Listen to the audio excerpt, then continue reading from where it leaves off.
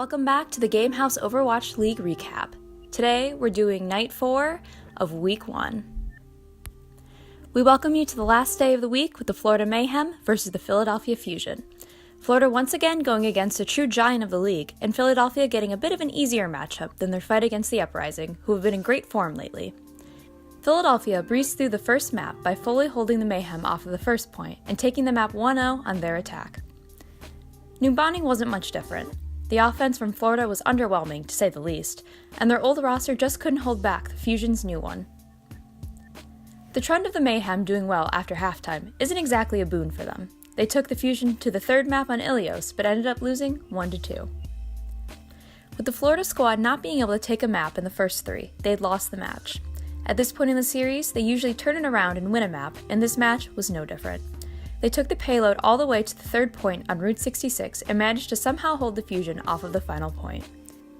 The next matchup was the Uprising and the Outlaws. Temple of Anubis looked rough for the Outlaws, as none of their attacks seemed to be working. They were eventually able to get the first point, but Boston's cleanliness caught Houston off guard and took the map 2-1. Numbani was next again and looked noticeably better for the Outlaws. However, they weren't able to close out the map, and Boston swooped in and took the 2-0 lead in the series.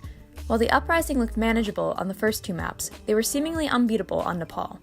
Their team play and coordination looked unmatched, and Houston crumbled in an 0-2 defeat. Junkertown closed out the series with a bang. Jake's Hanzo started their potential snowball by helping the Outlaws take the first point, but Boston remained dominant. Houston ended only getting that one first point, and Boston took advantage by using Roadhog and Widow to pick off their opponents.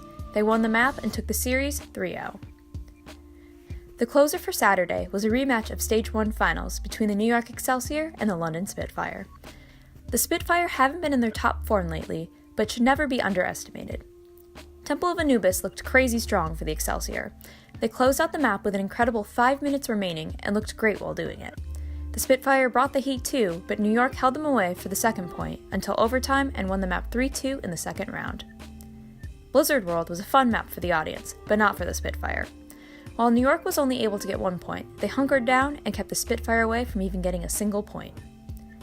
With the series almost won for the New York Excelsior, Nepal was the only one that the Spitfire found their footing. They made each map fairly close at times and got respectable percentages on the last point to make New York sweat. However, New York were able to win the third map and take the win 3-0. Junkertown was another clean map for the Excelsior, taking all 3 points, then holding the Spitfire away from the win. GG. Well, there you have it. Thanks for joining the Gamehouse Overwatch League recap, and don't forget to hit that subscribe button. You can find us on Facebook and Twitter, and as always, from our house to yours, keep it here with the Gamehouse for all your sports and esports needs.